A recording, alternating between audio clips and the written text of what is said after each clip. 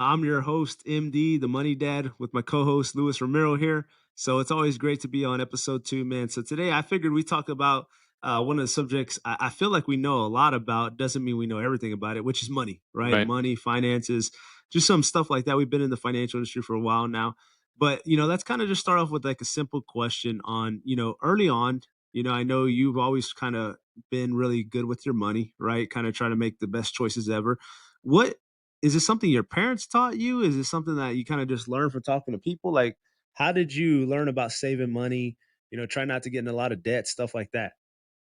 That was actually the two advices my parents gave me. Is number one, don't get into debt, and number two is save your money. Nice. Th- it wasn't further explained. That's what I found out. Okay. That's the work that I put in. Right. It's who did I spoke to different individuals that actually had money, and I asked them, "What do you do with your money?" But yeah, it was from my parents that gave me the advice, but it was my job to look up how to extend it. And I've been very blessed that um in the sense of we never lacked anything at the house, but it Yeah. is because of the way that my parents managed the money, because money management is it's something that it's a skill. It's not Yeah, something for that sure. everyone has, but it is a skill. And I just saw growing up, I saw my parents how the things that they would buy, and why they would buy them at the times that they would buy them. It's just later on, right? As the definition of wealth and money, it became new to me Yeah. from what I saw with my parents. Is not, because they're immigrants, so they were kind of capped off Yeah. at a certain amount of money they would make, so they needed to make sure that it would last. I think that's where the advice came from. But being 18 and working as a server for a fine dining restaurant, I got to meet a lot of people with money. Yeah. Like I've told you in the past, I would see people go in there three times, families, three times a week. Yeah. It was their normal. Yeah, it was like, like Yeah. it's hard to say it this way, but maybe some people can relate. We went to taquerias, Yeah. or the what do you call it? The trailers where Yeah. they sell food, and we were happy like that. We maybe spending like 20, $30. That for us was going out. Yeah. That was a night out. Yeah. Right. For our family, when I was growing up. But these people, you're talking $300 to $500 in a night as a Yeah. family, right? And what I found out, it is what they did. Yep. Some were, high positions where they really work at. Other people were business owners. So it was a clientele that would go there. But one thing they did have in common, Mhm. and the ones that had the most money, because you Yeah. would Yeah. know who had the most money, were the ones that actually use a professional that would tell them, not like a An financial advisor. advisor, Okay. that would advise them with the money that they did have, and they would multiply it for them. So it came from there, but over the years it has evolved. Uh, Obviously, um, whenever you get invited to a table, yeah. well, check out who's sitting at the table. And what I mean by that is who is around you, right? And pay attention to how the way that they think about money and how they use money. And I think it'll open a whole different world into money. If you want to learn the language of money, then you need to pay attention to those that actually speak that language. Yeah, that's powerful. So, like, because like you said, like you didn't lack anything, but let's make this clear: you weren't rich, Mm-mm. right? So, like, you didn't lack the necessities of take you got taken care of the best way your parents could, Yeah. but they didn't speak the language as far as like wealth. They taught you saving money, which is a good start. Don't get into debt. Obviously, makes a lot of sense. But then you got to sit at tables, or actually, you were at the table, right? You were serving the tables that they were sitting at. What you want? But hey, but that's the craziest thing. I tell people, look, like put yourself around people, and if you don't have the money to put yourself there, like, Yeah. dude, you can go work for a country club and get to know some wealthy people, right? You can, or there's probably people that you just don't think about. Or, but were you nervous to ask them questions? Like, did No. you straight up just ask them, like, what do you do for a living, stuff like that? Yeah. I think my personality. Yeah, I yeah, am not shy. So if I want to know something, I'll just ask the question. I'm not the one who's going to be thinking at night like, I should have asked it. Nope. yeah, Um, thank God, right? That I've always been very outspoken, and it had to do with when I immigrated to this country, um, I just, I didn't speak a lick of English, and I'm thankful for the people got placed in my life that I got to. I became very timid when I got here, but I didn't like that about me, Yeah. even at the age that I got here. And so I learned the language and I made friends. And that's exactly, when we talk about the part of, did you just go up to them? There were clients by that time. They were regulars of mine. They would Yeah. always ask to sit in my section. So, I did have some, credibility with them, and that it wasn't out of the blue. One of them actually, when I was younger, I wanted to be a pediatrician. He took me on rounds. Wow. And the thing he told me was like, Luis, he goes, he goes, come with me because what you're thinking of is healthy children. You think you're going to be taking care of healthy children. I never saw it from that perspective. That's so important. That's why it's so important to seek advice or help from people that have what you want. Yeah. And so I was so thankful for him because I saw, and he wasn't dealing with healthy kids. He was dealing with sick kids. Yeah. Kids that came in with an ear infection, crying like, so when you think of being a when I thought about being a doctor, it was like, oh, it's, glamour. No, Yeah. Yeah. and so when I saw what it really was, because I mean, in high school, you hear it, it sounds good, but you don't know what it really is. That's outside the point. What I'm trying to say is, it's because I was able to just ask questions and guidance from those people, Yep. those individuals that that I learned. Yeah. But some of them are my clients. Some of those people I went back, when I came into Nice. this business, and some of them are. I'm still working on a couple of them. They're retired now, but they had very successful businesses. I want to see if they can put me, in front of their kids because they run them now. Yeah. Another question, just real quick. Were they like when you asked the question, especially you were like 18, 19, 20 years old, were they, because I think a lot of times people think sometimes wealthy people, and don't get me wrong, I'm sure there's a lot of jerks out there, right? But that's in every class. Right? I think that's a human thing. So were they, I don't know the word is receptive, or were they like willing to teach you? Or Yeah. did they look at you like, what's this, Hispanic guy asking help Right. for, like I know you didn't care about what they thought about you, you were willing to ask, but Right. what did you see on the other side? Like, were they willing to help? So I was gonna say that, but it slipped my mind. And that's actually an advice to anybody that's listening or watching us is if you ask somebody a question, pay attention. Obviously, you'll know, but don't be discouraged based on how they answer you. I asked people who were jerks and answering the question. I never asked them another question concerning the things that I don't want to learn. You need to put yourself in this headspace. If they are successful, but if they're bitter, why would you want to learn from someone like that? Yeah, makes Maybe they sense. were having a bad day, or whatnot. So give them some grace because some of the people, and I asked a lot of people, by the way, um, some of them answered me like the way that I wanted to be answered, but others didn't.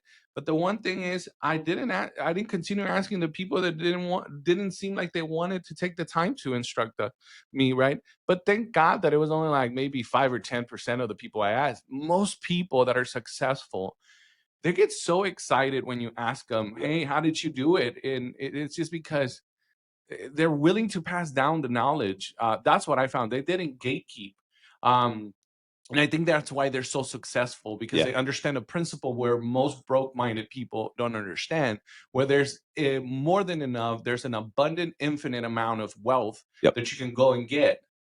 You don't need to like safeguard what you have and say, "Well, you." It's like Yeah. because I took this, there's no more over there. No, it gets replenished. There's so Yep. much if you seek it the right way, right? And so I think these people understood that principle because it is a principle about money.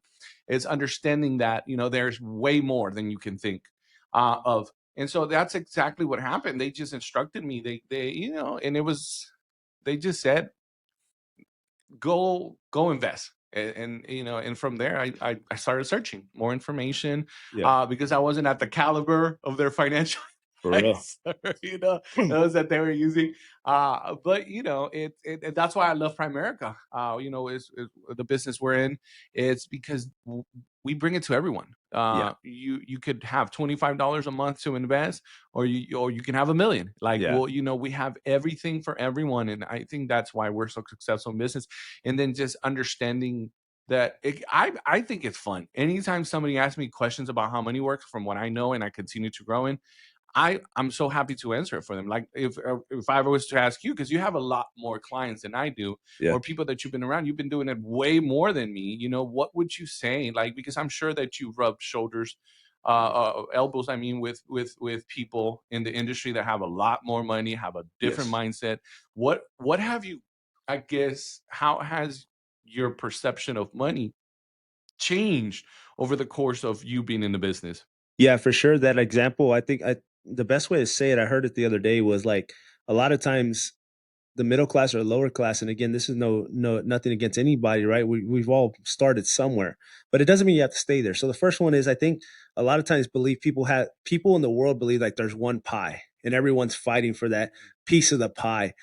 And wealthy people understand that you can just make more pies. Right. Like there's literally like, if you want to make money in the financial industry like we're in, then you can go do it. And you can do it a whole bunch of different ways. You can build a business, you can build a team of people where you don't have to go see a client at all, right? Hmm. You just could train people, or you can go see 1,000 clients a year if you wanted to and make a lot of money. You choose. Or you can, you can become a doctor. There's what, pediatrics, there's plastic surgery, right? I don't even know anymore, right? So I didn't study, but there's like, just don't get into that scarcity mindset. I think I kind of grew up with that where, and again, my parents are great. My dad's one of the hardest working men I know. So is my mom. But hard work is only part of the secret to success. You got to do the right things with your money. So what I learned from wealthy people is that there's not just one pie. There's a lot, and if you want your own, then you can also go create it. Like there's things that still haven't been discovered Right. that people can do, right? That's kind of when we jumped into this podcasting, right? Kind of just like, hey, let's get a message out there about money, finances, business, that or stuff that we've learned. We don't know everything, but we're still learning. So that's the first thing. And then the second thing is money is a language. And I think a lot of people are like, ah, man, that's just one of those self-help kind of things. Like it's just a language, like, but it's the truth. It's like money's not something you get, right? And then you become a great person. I think you have to, when I mean great is like you have to do things, right? I know there's a lot of bad people that have money too. I know Mm. that. But what I'm saying is like you have to provide some kind of value in the economic, pretty you have to provide value to But the world. but I want to Yeah, go ahead. bring that into awareness. Um, you said even bad people have a lot of money. Now, obviously, we're speaking morality, right? Yeah, Who's bad, who's good now, and that's the thing about money. It's like we said, it's a language, it's a principle yeah, that if you understand it, it doesn't matter where you are in life, who you are, your social position, whatever, that doesn't matter. The minute that you tap into that, the money language, understanding how to keep it, how to multiply it, yep, then more of it comes your way, because it's just a principle that, in my belief, that God set in the world, in the universe. To be honest with you, it's He set the rules. They are the rules. They work for whoever wants to work them. I'll give you an example. If you keep saying no opportunities come to me, like, why do bad things happen to me, yeah, like, that's what you're questioning. And because I read the Bible, and it says, right, that the power of life and death is in the tongue. If you keep asking those questions, if you keep thinking about that, that's what you program your brain. yep, So your brain is going to answer you. yeah, and that's all you see. Exactly. And Yep, it's gonna answer you based on what you know, yep, right? Because that's what it's in there. So it's gonna bring it back out. But oh when yeah, you start asking different questions, how can I make this better? How can I become better? How can I get myself in different circles? What yep, are the opportunities out there I can tap into? When you yeah, start, then your brain goes to work, because it maybe doesn't have that information, and guess what? You're gonna attract that. You yeah, can't give up. Most people give up. They're a step away from finding what they were searching for, but they just stop. and they stop, like it's literally within Yeah. reach. So my biggest thing, that if you were to take an advice from me, it would be that don't quit and just change the way you think about things. Yeah, 100%. Don't quit, recommit. There's a great book called 3 Feet from Gold, and it talked about that. It talks about how you get so close. And again, there's just moments of temporary defeat, right? But it feels like it's going to last forever. And and you know what's crazy is you just got to ask a better question. Like you said, if you ask, why don't I always save money? Why am I always broke? And your brain says, well, let me tell you, because you're bad at money. You spend money, right? You don't make enough. Which a better question is, how can I afford this? What can I do to make more money? Because we live in a world like our parents, right? And again, both of us come from backgrounds like I'm Hispanic, you're Salvadorian, right? I'm Mexican, you're Salvadorian. So like it's our families don't come from a lot of money, right? For per se, they come from great values, great people, hard work ethic. But what I'm trying to get at is they we just got good at asking better questions. That's all we did. But back in their day, it was an information problem. Like a lot of times people, they didn't have information at their fingertips, right? Right. And today it's like we have the information at our fingertips. People are missing the work ethic, right? Our parents have Yeah, it now and the though, parent, because yeah, I don't know if my mom anytime said, "Mijo, what's this? yeah, Mijo, how do I do this?" And let me tell you, because I learned, my brother. I mean, not saying my little brother was always going to do it. He's super smart and talented. My older brother is too, in his yeah, own right. But he's always seeking, asking me questions, which is awesome. And but my parents, I was able, as soon as I learned yeah, about this, they were the first people I told. They were like, "Mom, you should open this account. Mom, you should do this." Now, in the beginning, obviously, I was under their roof, yeah, so I had to stack my money. They yeah, had to see, okay, this fool, he know what he doing. yeah, And yeah. what that happened, then they started listening because they wanted proof. Of course. And now it's like you said, to us, the generation that grew up being able to look up stuff in their internet, or being able to read English, Yeah, yeah, speak English, that's you know, yeah. um, now my mom, I'm her cheat code. All she does, Yes. my parents, all they do is they call me and they're like, "What do you think about this?" Like they know that either I did the research or I'm gonna ask the people Yeah, that I know or look it up myself. And so it's very true. Information. We are at their fingertips. All they have to do is press a number and they call us, and we're able yep, to provide that information. Let me ask you. I know I kind of cut you off, but it's no, just because I want a conversation.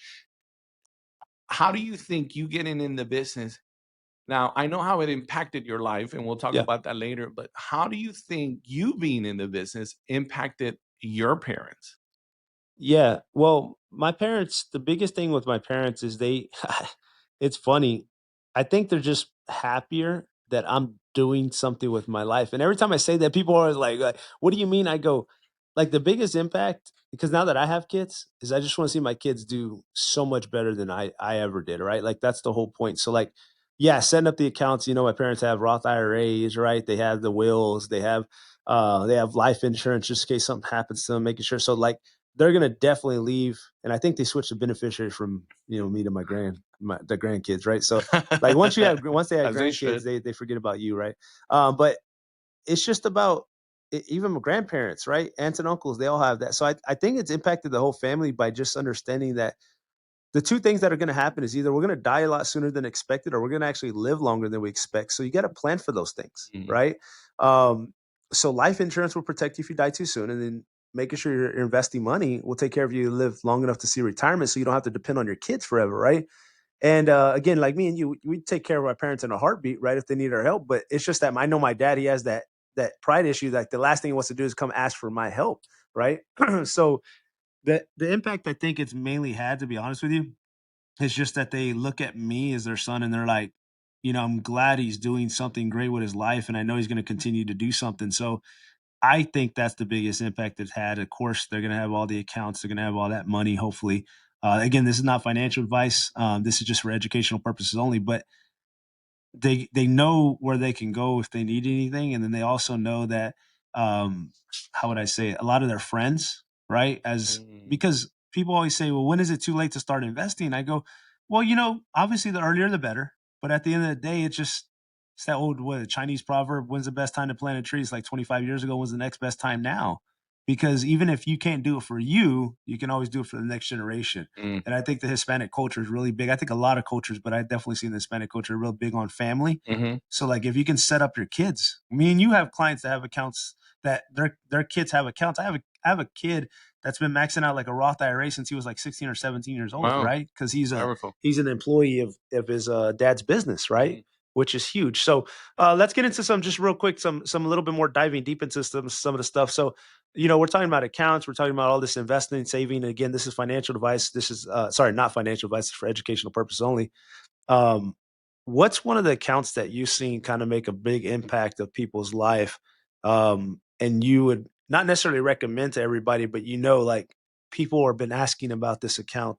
They want information about it because they keep hearing about it, whether it's on social media, TikTok, or something like that. 2. Okay. There's 2 buzzwords. Every single time, well, many, but since we're specifically talking about this one is, 1, high yielding savings account, Yeah. and 2, Roth. Yeah. Roth anything. They're like, "What is a Roth?" Yeah. So I'll start with the high yielding savings account. It's so easy to set up, but most banks will use what they call CDs, certificate Yeah. of deposits, Yeah. because then they offer them contracts for a certain amount of time, and they promise a specific rate of return, Yes. but it's an APY, and that's what most people don't pay attention, which APY is annual percentage yield, Yeah. right? So it's for the year. So they'll say 4%. So and sometimes they do these contracts for 3 months or 6 months. Yeah. So they're thinking they're gonna make, they're like, oh, in 3 months, 4%. And they're like, no, no, divide the 4% by 12, because that's what they're promising you. If you're to renew the contract, For a whole year.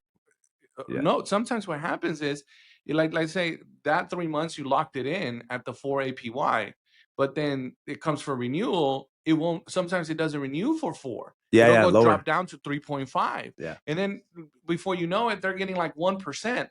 In their mind, they're thinking they're receiving 4.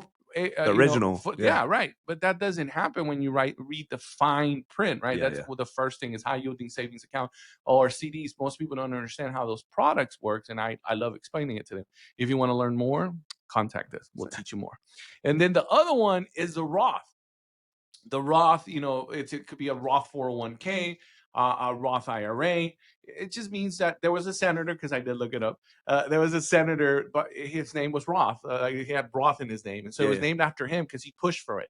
And basically, what a Roth account does, it grows tax free. Now, it is usually a retirement account, Yes. right? So we know it's a Roth IRA. IRA stands for individual retirement account. And then you have the traditional, traditionals versus the Roth. It just means, let me not confuse you. Traditional accounts, they're tax defer, meaning you'll pay later, right? Roth accounts is you've already paid taxes to the money that's going into the account. As long as you do not withdraw money before 59 and a half, Yep. it grows tax free, Yeah. right? Now, let me tell. Many people will ask, "Well, what's better?" It just depends. Yeah. It depends on the objective and how much money you make, right? Mhm. Because we need to determine, okay, how can we, what makes more sense for you, right? Every person's different, but a Roth IRA in the mixture is never a bad thing, Yeah. Take because free money. even if you don't use it, right, for retirement, and you want to leave it to your kids, you can, Exactly. right? And all that money is tax free, Yep. right? So I don't think a Roth is always a good account, in my Absolutely. opinion. You know, um, like you said, you had a kid maxing out since he was 16. Yeah. Man, how long has he been doing that for? I think he turned 19 this year, so 3 years. It might have been since he was 15. He's been an employee of so to have a Roth, you need to have earned income, Okay. right? And you can do minor IRAs. There's also accounts if your kids don't make money because they're super young. You can do other accounts as well. But yeah, he's been doing that for a while now. His dad and mom own a business, very successful people, and they're young too. They're like in their mid 30s as well. Wow. So like what it comes down to though is that the way you keep money in the family is like we talked about doing the right things with money, and we can go on this subject. We're trying to keep these episodes kind of short, so we can go on this subject forever. We might make Right. another 3 or 4 episodes with this one, with money, finances, understanding how to pay your mortgage off faster. Right? We Mm, got things like paying off debt faster. We got things like how to protect your money when you're in retirement, right? Because there's a time to grow your money, right? Accumulation phase. Then there's a preservation phase where you got to protect your money, right? And then there's a distribution phase where you're going to withdraw your money. You don't want to make sure you run out. So if anybody's listening to this and they're close to retiring, there's ways where you can protect your Right. money and not have to be at the entire risk of the market. And I'm not talking about index universal life insurance, right? I'm not talking about that No, garbage, right? no. We're talking about something else. So, Lewis, as we wrap up, one of the things I want to just real quick to ask you about is like when people are, I guess, thinking about it, right? What separates wealthy people and everyone else is action, Mm, right? Like I say this over and over, and I say it fast, so sometimes people don't get it. So I'll say it slow in here. The great aim of education is not more information, but application, which means don't just learn something, do it, right? mhm, If it's going to serve you. So, did you notice that as well? Like successful people, if they learn something that's valuable, like today, if you learned what a Roth IRA is, how it's going to be tax free when you retire, and you're like, I should start saving and investing for retirement, and you don't do it, like, we know clients that told us no. mhm, In 5 or 10 years, what do they usually say? "I wish I woulda mhm, started a long time ago." mhm. So, would you agree that wealthy people are more action oriented, or at least they're not scared to take action because you could fix a mistake? And mostly everyone else that struggles with money, sometimes they don't take any action at all, and they keep putting it off because they think they got all the time in the world. Would you say that's pretty fair from what you've seen? I would say successful people Yeah, apply what they learn, not just the wealthy. not just wealthy. Yeah, It's just that's good. successful, right? So, like you say, education can be in anything, Anything. Yep. right? So I know we talk about money, but it's in anything because if you think about it, and almost everything you can monetize.